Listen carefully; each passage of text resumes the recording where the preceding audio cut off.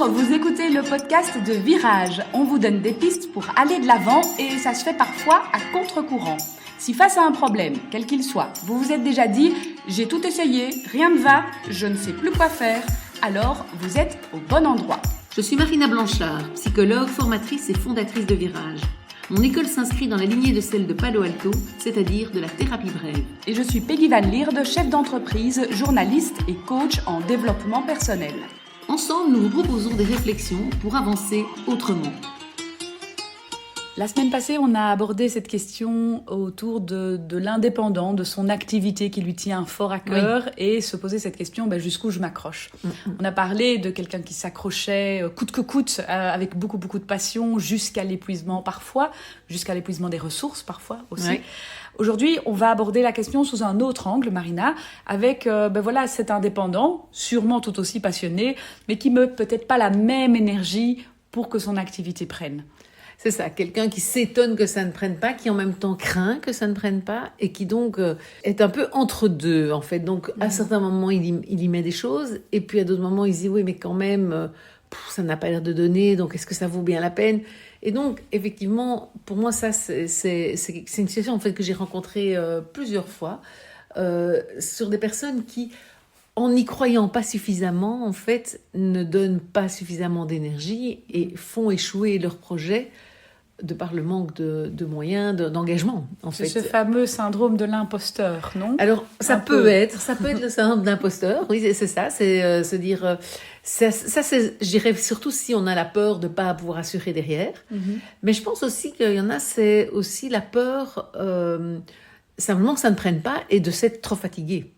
Et donc, ou d'avoir trop engagé d'argent. C'est plus financièrement que j'ai déjà observé ça. C'est des personnes qui vont se dire, voilà, il faudrait que... mais je vais quand même pas mettre tout mon temps à faire un site si jamais personne n'y va. Oui, mais si je le fais pas, alors forcément personne n'ira non plus. Donc je creuse un peu ma tombe en faisant ça. Alors que le syndrome de l'imposteur, qui est intéressant aussi, on va être plus sur je ne fais pas parce que j'ai peur de perdre mon temps, mais parce qu'en fait j'ai peur que ça marche. Et que si ça marche, je vais avoir des demandes, et si j'ai des demandes, et ça m'arrive aussi en coaching d'avoir des personnes qui se disent et si j'arrive pas à y répondre, et si je suis pas compétent derrière, et si en fait je suis pas assez bon pour faire ce métier-là, alors que je croyais l'être. Enfin, je pense à quelqu'un qui se lançait dans l'industrie en fait, et qui voulait lancer son entreprise, mais qui se disait mais si j'ai des demandes de quelqu'un, un truc trop gros que je sais pas assurer, que je peux pas répondre, ou que voilà, j'ai pas la technique, les connaissances techniques, la finesse, et donc voilà, c'est important du coup. Alors je vais un peu distinguer les deux. Si c'est plus cette peur-là, le syndrome de l'imposteur, je dirais que c'est important d'aller voir derrière la peur, de quoi j'ai vraiment peur, qu'est-ce qui pourrait se passer, et puis de m'outiller. Si je me dis, techniquement, je pourrais ne pas être à la hauteur, voilà, comment est-ce que je vais faire ? Si, imaginons, j'ai une demande, je vois pas trop comment le prendre, mais peut-être, je pense à une personne que j'ai accompagnée qui disait, alors, je devrais aller prendre des informations à tel endroit, je pourrais me renseigner chez tel collègue qui bosse à tel endroit et qui pourrait me donner... Voilà. Et donc, aller essayer de prévoir les risques, alors sachant qu'on ne les prévoit jamais tout à fait, mais prévoir les risques, en tout cas ceux qui pourraient me sauter aux yeux et ceux qui me font peur, et me dire, voilà comment je vais faire. Par exemple, en coaching, ça m'arrive souvent, on forme des coachs chez Virage, et qui n'ont pas le diplôme de psy. Et alors, ils se disent, oh là là, je vais recevoir des gens sur des trucs quand même, parfois des émotions, et si jamais je ne suis pas à la hauteur. Et donc, la question qui se pose, c'est, si je suis pas à la hauteur, je fais quoi alors ? Et c'est intéressant de se la poser, et de se dire, je vais en supervision, je contactais le formateur avec qui j'ai eu déjà des échanges et je trouve qu'il peut m'aider. J'en parle à des collègues qui font le même métier que moi, on fait des intervisions entre nous. Il y a des ressources qui existent, et aller faire l'état des lieux un peu de ces ressources peut aider à se dire, j'ose quand même prendre le risque de peut-être un moment pas être à la hauteur, et de savoir comment je pourrais dépasser ce sentiment d'incompétence, ou cette incompétence, parce qu'on est tous à un moment incompétents, ça arrive à tout le monde, et donc cette incompétence, si elle m'arrive, je veux dire, dans ma vraie vie, que je me retrouve face à cette incompétence, comment je ferai ? Et puis, à un moment donné, prendre le risque que ça arrive et que peut-être je ne saurais pas comment faire et que je devrais me débrouiller dans la vie. Ça, c'est sûr que de nouveau, on n'échappe pas à la prise de risque. Renforcer sa légitimité et son sentiment de légitimité. Voilà, c'est ça. Et se dire, voilà, il y aura des moments où peut-être je vais vraiment me sentir pas légitime. Et peut-être je le serai vraiment pas, parce que ce serait une situation qui va me dépasser, mais j'ai des ressources pour aller, soit pour relayer, si on est en coaching, relayer le coaché à quelqu'un d'autre, soit moi aller me former ou être aidé par quelqu'un qui a les infos, et je pense qui peut me partager vraiment des compétences, et je pense que ça peut être aidant. Ça me renvoie à la fin de ma formation où effectivement j'avais chez Virage où j'avais posé la question à un de mes formateurs en disant mais en fait je me sens pas légitime de me lancer, et en fait elle m'a répondu ben non, t'es pas légitime puisque tu n'as pas commencé. Mais oui c'est ça, exact. Il y a la prise de risque, elle est là, et il y aura des moments où, mais on se sent tous à certains moments pas légitime, et donc voilà, moi ça m'arrive encore à certains moments de me dire oula, la personne, elle me dit des trucs et je me dis, mais comment est-ce que je pourrais aider? C'est quand même très lourd, etc. Est-ce que je suis capable? Et c'est seulement en faisant qu'on sait si on l'est, en fait. Hein. Mais bon, voilà. C'est vrai que ça reste pas toujours facile. Alors, il y avait le deuxième scénario qui est plutôt là, cette peur de prendre des risques plus financiers ou prendre des risques d'investissement en temps ou en argent, et que ça porte pas ses fruits, et donc à quoi bon? C'est ça. Et donc en fait ça c'est un scénario qui arrive quand même souvent. C'est un peu j'y crois pas assez en fait. Et comme j'y crois pas assez, je n'investis pas assez. Et comme j'investis pas assez, ça prend pas. Et du coup, je construis moi-même l'échec parce que j'ai pas cru à la réussite.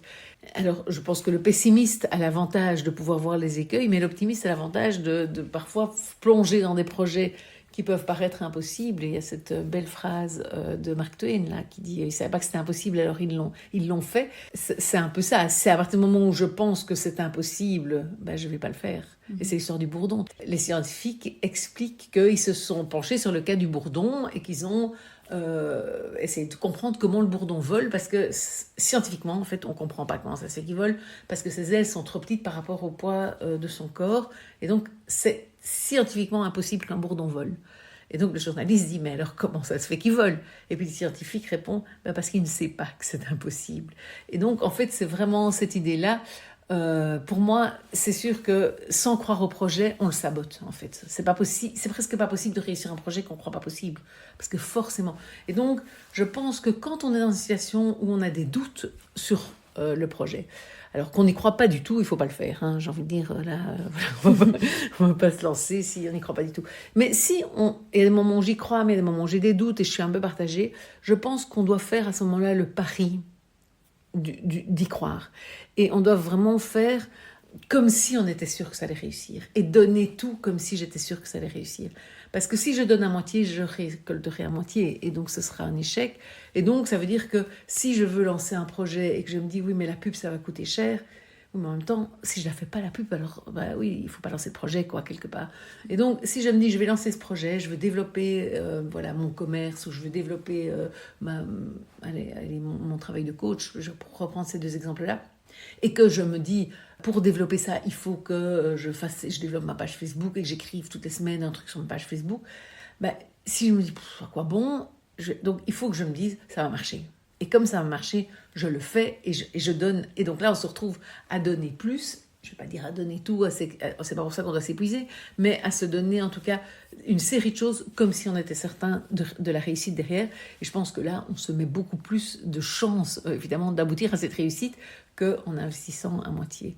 Et pourtant, voilà, on a beaucoup de personnes qui, effectivement, en ayant peur de l'échec, ne font pas l'investissement. Et donc, c'est un peu dommage parce qu'ils passent à côté probablement Ils se sabotent eux-mêmes, en fait. Hein. Voilà.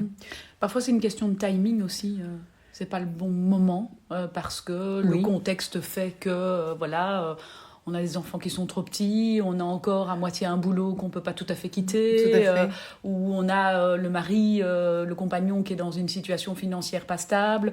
Et donc, c'est aussi peut-être envisager l'ensemble du contexte parce que parfois... mais alors c'est un peu différent, je dirais. Alors, il faut pas le faire, effectivement. Ça, je pense que c'est la première question à se poser au moment où on veut se lancer. Et tu as raison d'insister, c'est est-ce que le contexte est bon pour moi? Parce que c'est vrai que si je suis déjà débordée par mon boulot, que je ne peux pas lâcher, parce que financièrement, lancer mon activité d'indépendant, je ne vais pas bien le faire. Et donc, je vais d'office être dans ce truc où je n'investis pas assez. La première chose, c'est évidemment d'être dans le bon timing et de se poser cette question de timing et de contexte. Est-ce que c'est vraiment le bon moment pour tout donner dans un projet? Parce que quand on lance son projet, il faut à un moment donné tout donner. Et donc, il faut effectivement que le contexte le permette et qu'on en soit capable.